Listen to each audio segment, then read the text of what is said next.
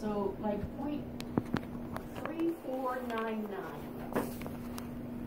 That's the best adjusted R squared for the first variable. That's the highest one, 0.3499. So now you want to add another variable, okay? So you're going to look to see if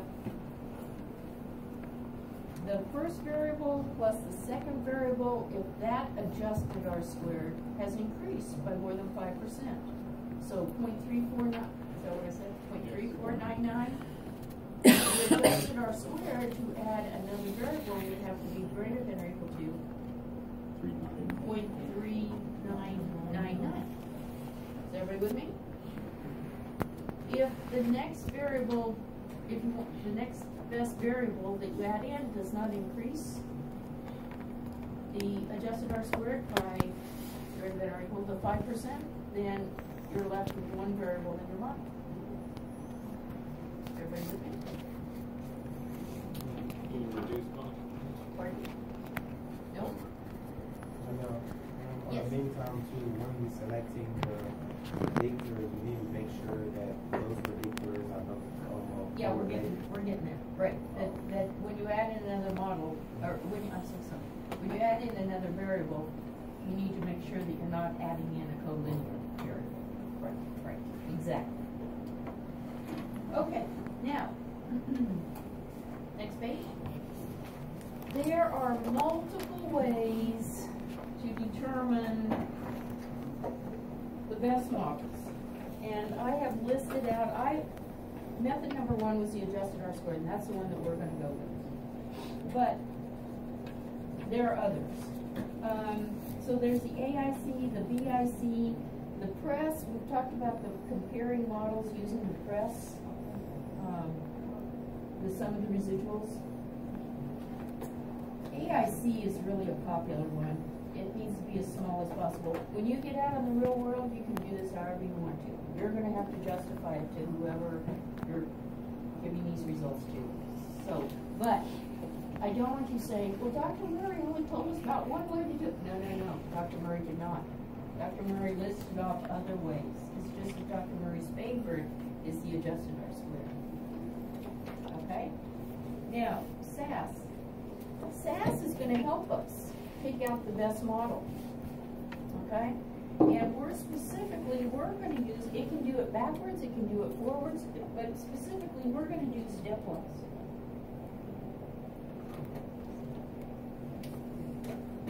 So here's how it works. Let's say, this I'm going to have to write on the board. Let's say that x sub 1 had the highest adjusted R squared. Okay? It also is going to have the smallest p-value. So it's going to have the highest adjusted R squared. Oops, I've got to do.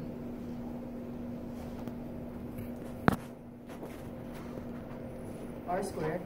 But it also has the smallest p-value. And a small p-value means that it is the small p-value pertains to this particular variable. It says that this is the most significant variable for predicting y. Okay? Now, for a forward selection, SAS will take x sub 2, for example, and it will add it into x sub 1. And it checks then p-values. And if the p-value remains small for x sub 1, it leaves it in. If the p-value for x sub 2 is small, it leaves it in. Everybody get the idea? If it adds in x sub 2 and it's small, but because now you're not testing these individually, it then has recomputed the p-value for x sub 1 and it's large, then no longer significant, then SAS throws it out. So, backwards selection is exactly the opposite. It starts with all of the variables, okay, and just works backwards, comparing these p-values as it goes. Stepwise is In forward, you can only add a variable. In backwards, you can only subtract a variable. Stepwise lets you add and subtract variables. So, SAS runs the model with the best, for the best variable, smallest p-value. It adds in the next best variable, but it recomputes those p-values to make sure that they're still significant. Puts in the next one, recomputes, and if it's not, if x sub 3 is not significant, it doesn't add it to the model. If x sub 1 suddenly becomes non-significant, it removes it from the model. Okay? Now, what is SAS not doing? Well, SAS isn't checking for collinearity. It doesn't know how you're defining significant correlation. Okay? Are you using 0.05? Or you want these variables to be highly correlated before you say, let's not put it in the model. So usually our definition of collinearity, it will be specified by the researcher, i.e. me. And usually I'm going to start out with, almost always, but I'll change it up just to keep you on your toes. I'm going to use a definition for collinearity of p less than 0.0001. So highly correlated. Now remember, collinearity pertains to just the x's, just the predictors. It has nothing to do with the y value. Okay? Okay. So, let's look at an example. We're on page 60.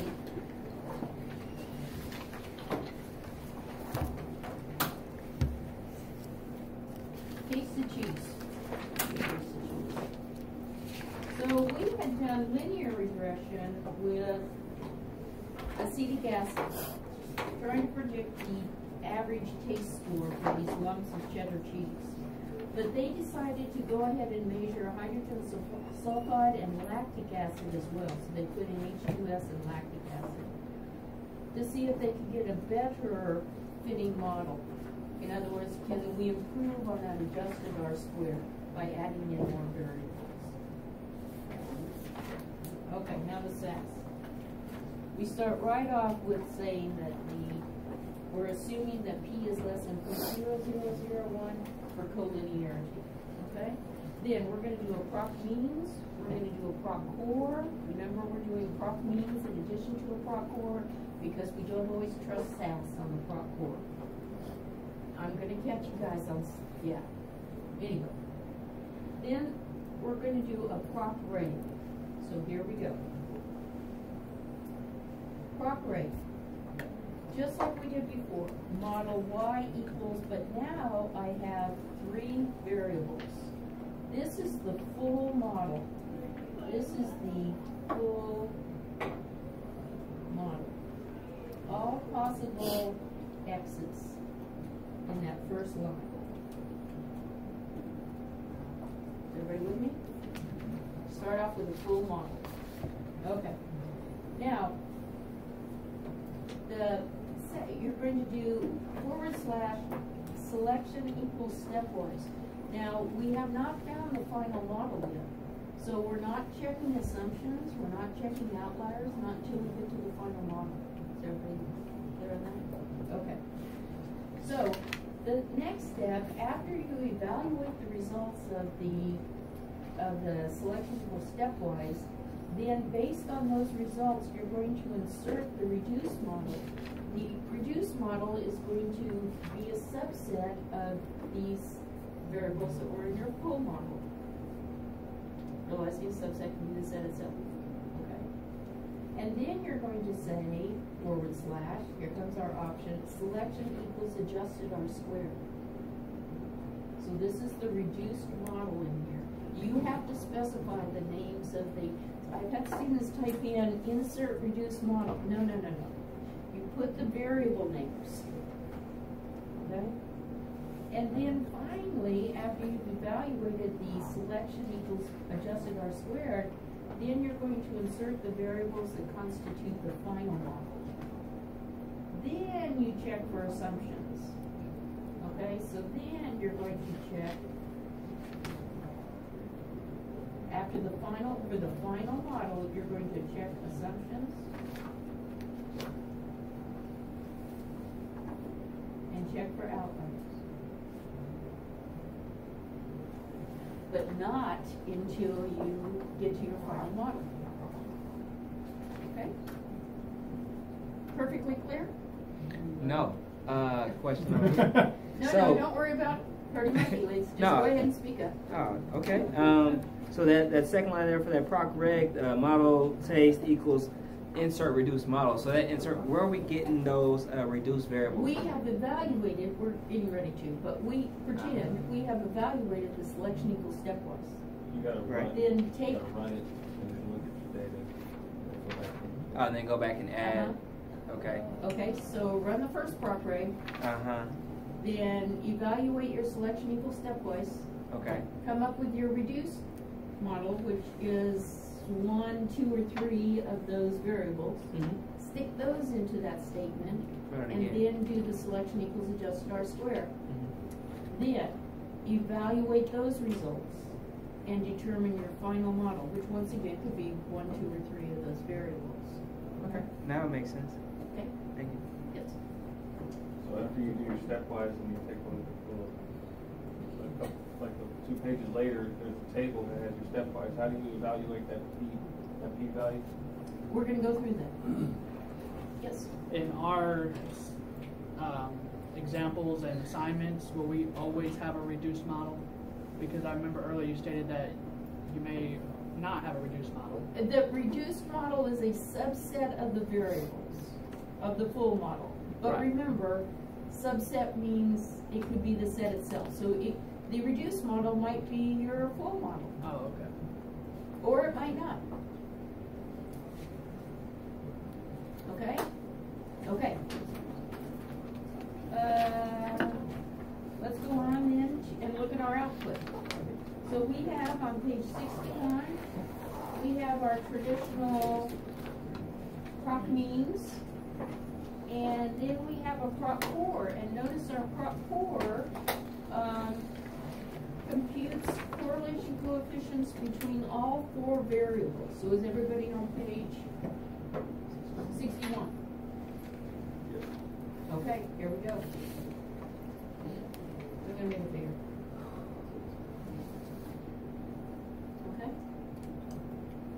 Okay.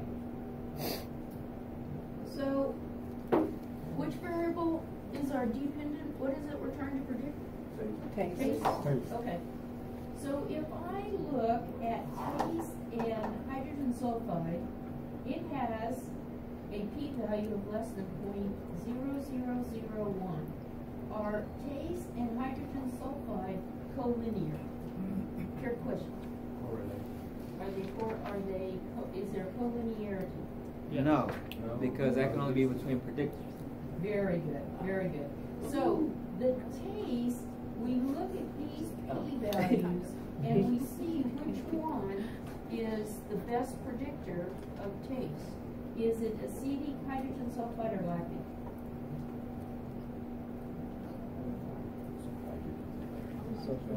Two of them have the very same p-value, but they don't have the same R, Pearson's correlation coefficient. So which one is a better predictor of taste? Higher R, Very good. The higher R, because if we were able to take our p-value out more than 4 decimal places, we would see that this one has a smaller p-value. But SAS only does 4 decimal places, and so the smallest we can go is less than 0.000. Does everybody understand? Yes? Okay. So what's the first variable that SAS is going to enter into the model? H2S. It is the best one. We know it, SAS knows it. Yep. Okay. Now, for acetic, hydrogen sulfide, and lactic acid. Now, these p-values are of a concern to us because now we're looking at collinearity. Okay? So, which ones are collinear? Let's just do it this way. Is acetic collinear with H2S? No. No. What about with lactic? No. What about H2S and lactic? No. Not less than. No. No. It's not less than 0.0001. So no collinearity. So in our three variables, do we have any collinearity? In our three predictor variables, do we have any collinearity? No. Which means that we won't be excluding any variables because of collinearity. So actually, all three variables could go into our model. Yes? I'm waiting for heads to come up. Yes, Dr. Berman? Sure, okay. Now, when you report these results out to the researcher, remember that on the diagonal, when we were just looking at case in acetic before, we saw that the diagonal was 1 because that represents the correlation between a variable and itself, and we reported out only above the diagonal or below the diagonal, not both. Okay? So, same sort of thing here. Diagonal, you report out either above or below, but not both. Is that clear? You're going to report out for a correlation coefficient, how many decimal places are you going to report out?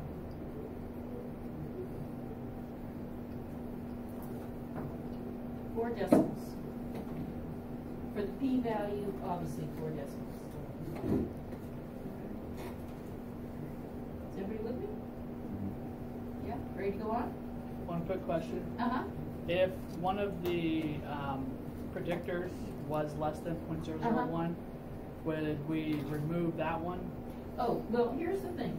So let's say that let's say that H2S and lactic, what if that had said less than 0.0001? We know that those two variables are collinear, but at this point we don't know which one to remove. We just know that in our final model, we can't have both of them. Okay? Okay, turn the page. 62.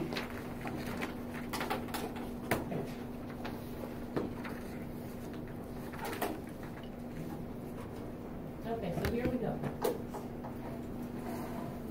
Stepwise selection. So step number 1. It said, surprise, surprise, H2S is entered. Okay? And it gives me an R squared. Now, the R squared is not the same as an adjusted R squared.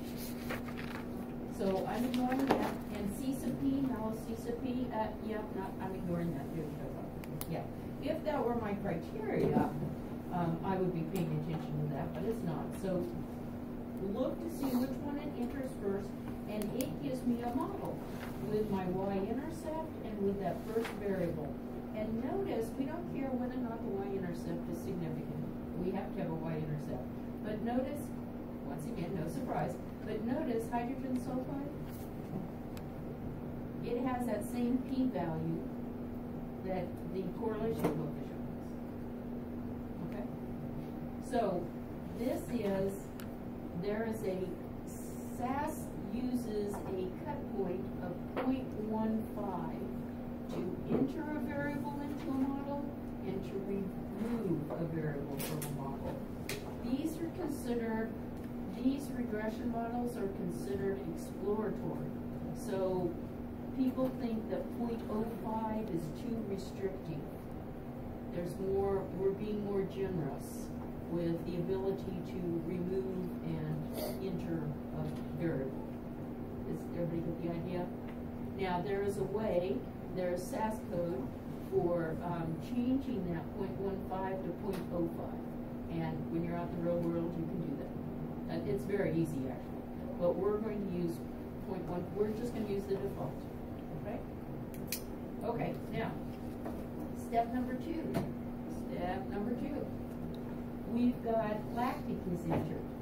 Okay? So now, go up to the top of the next page. So now, in the model, you see an intercept, you see the hydrogen sulfide, the original, and you see lactic. And we look over here at the p-values, not for the y-intercept, but for the others. And sure enough, by entering in lactic, the p p-value for hydrogen sulfide is increased. It's not the same.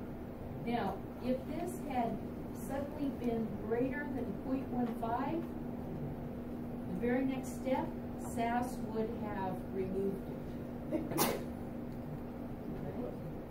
Is everybody clear on what's happening here? Okay. Now, there's one last variable, a CV, and SAS, on the next step, SAS runs a CV. But a CV obviously gives a p-value greater than 0.15, and so it is not entered into the model. Okay. And here's a summary of and it says, no other variables meet the 0.15 significant level for entry into the model. So a CD didn't make the cut. Now, the variable in the summary. Variables entered, H2S, lactate, and it gives those final p-values. It gives the p-value for when it was entered, the final. It's not the final p-value, but the variable was entered, H2S was entered, and it gives the less than 0.000. The lactic was entered, and its p-value is 0.01. Questions? Okay, now, turn the page.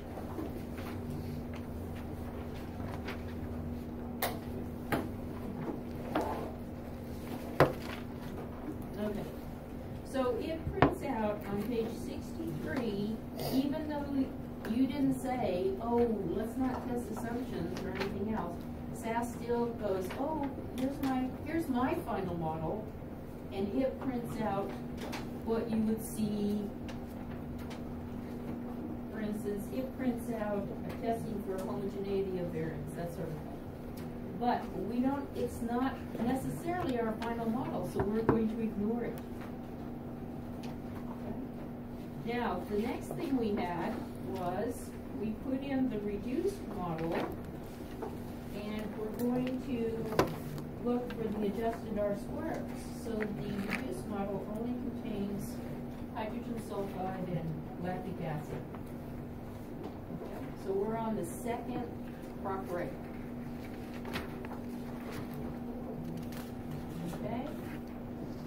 And because it thinks it's the what happened to my adjusted R-square?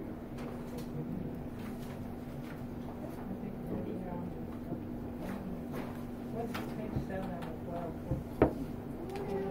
Page. Who put this book together? 8, 9, 10, 11, and 12. And then there should be. What's page 7? Oh, that's on the passcode. Oh, thank you. Okay, so we said this SAS printed out on page 5 and page 6. SAS is pretending this is the final model. Its final model. Okay, now, good. Page 7. So turn to page 64. Thank you. I'm going to flip through these pages. Okay, now this is our second prop ray, where we put in our reduced model of just the two variables that SAS got. And then we said do selection equals adjusted R squared. And it's printing out for all possible combinations of these two variables, which is not very impressive here, but as it's printing out the adjusted R squared. So does everybody see the second column, adjusted R squared? Okay. I'm going to make an arrow. Adjusted R squared. Not the R squared, the adjusted R squared. Okay? So it starts out with the best adjusted R squared, which is 0.6259. Then it takes the next best adjusted R squared. The first one was with both variables in. The second one is just with hydrogen sulfide, and the third one is just with lactic. Okay? Now, at this point, I would say, oh look, the best one is H2S 0.5558. And if I add another variable in, lactic, does it increase the adjusted R squared by more than 5? Yes.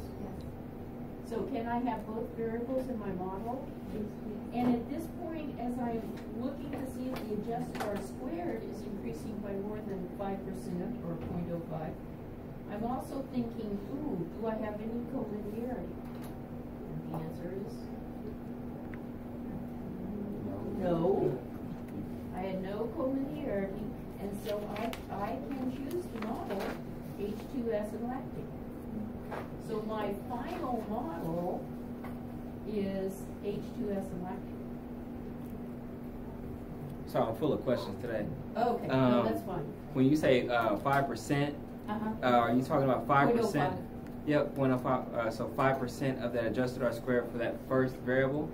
I'm that what saying you're saying? it does. Literally 0.05. If I take 0.5558 for the one variable model, Mm-hmm. and I Just add add 0.05 to that, that's only 60, 0.6058. whatever. Okay. Just now, adding 0.05. my adjusted R squared for the two variable model is more than the 0.6.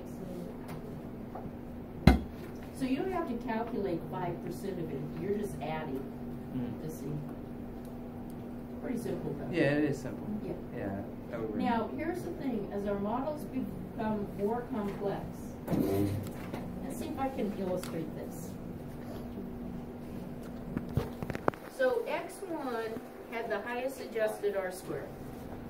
So it was put, we start off with it. Then let's say that the next adjusted R squared had, it was X sub, had both of those. So it gets even higher. So this adjusted R squared, it increases by more than 5%. Okay? So we've checked the adjusted R squared, and we've checked for collinearity every time we think about adding another variable. Okay?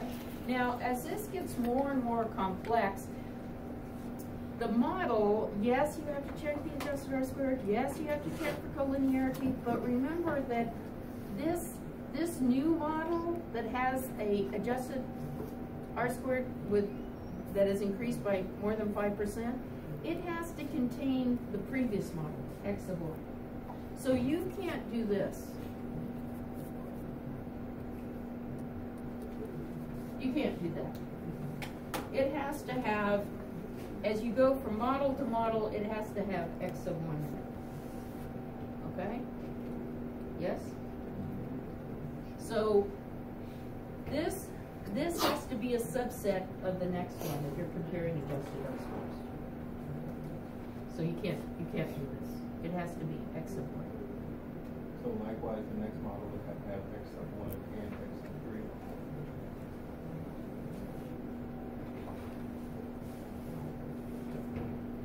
So this one has to be a subset of this one has to be a subset of this one. You can't just pick and choose miscellaneous combinations of variables in order to increase your adjusted R squared.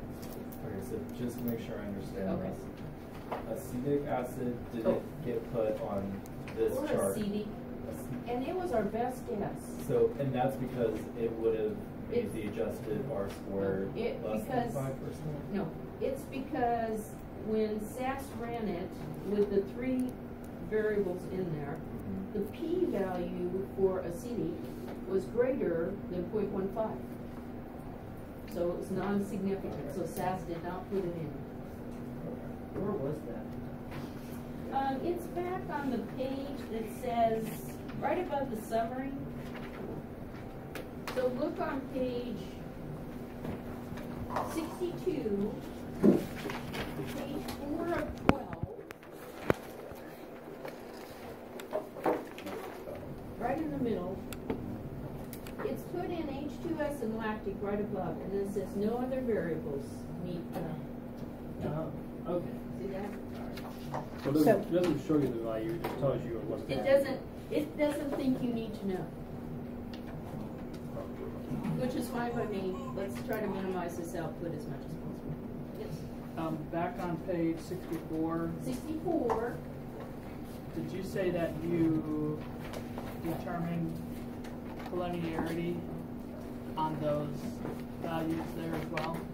When we looked at the first page of output for Pearson's correlation coefficients, that determined collinearity. Oh. We looked at those 3 X variables and we said no pairwise comparison has a p-value less than 0.0. So that's the only time you need to do that. That's the only way we have of determining collinearity. We're only going to be doing multiple regression and stats, right? There's no way to do this manually. I know. One more question. So, Now, how did they do it before SAS? Have you thought about that? SPSS. Nope. Really? Nope. They did it manually. They had mathematicians with little slide rules and, yeah. What pencil and paper. Einstein's hair looked like that. Yeah, yeah. It wasn't fun. So one thing that it limited was the sample size. You obviously can't do this if there's a huge sample size. So not only did it make it faster with SAS, but it allowed you to increase your sample size and the number of variables. So, yes. What do you have? Oh, yes. So in this example, they gave the adjusted R squares. With both of them is the highest one, and the next one was the hydrogen sulfide, and so the next one was the lactate. So I start with the best one. Starts with the best one, but then I look to see. But if there was collinearity between those two. Oh, between hydrogen sulfide and lactate. Noted Let's here. just pretend. Oh yeah, between Okay. there was. Then I would have then stopped we with hydrogen sulfide. We would have chosen Then the I best would one. have had a linear regression model. So when I checked my assumptions on my SAS code, I'd be putting in that plot statement for a scatter plot. Your method is still multiple regression when you tell the researcher, what have I done? Even though the result was a linear regression model. But you want to be paid for doing a multiple regression. Okay? So basically, we run the first test, and then the full results, model. the full model, and the results we get, we put taste equals, like on this one, it would be the, whatever it was, lactic and H2S, whatever. And then we'd run that as the adjusted R squared, and then we would do what the... You're still with the H2S and the lactic for your final model. Now, the top one, we have both of them in it, so we would just put in H2S and lactic. We wouldn't put it in twice. Because Wouldn't put in... I know that. Okay, so let's do this. How about this? So my first proc reg